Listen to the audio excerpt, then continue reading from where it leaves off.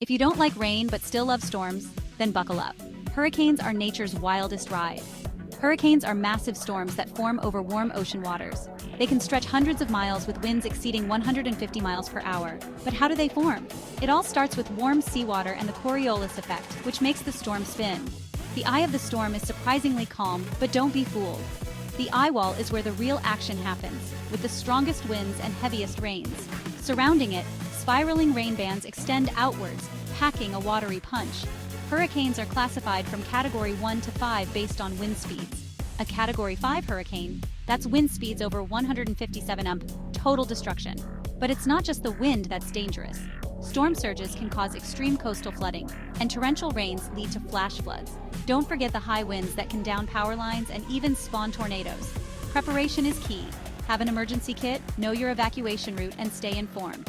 Knowledge is your best protection when nature's fury strikes. Subscribe for more weather wisdom.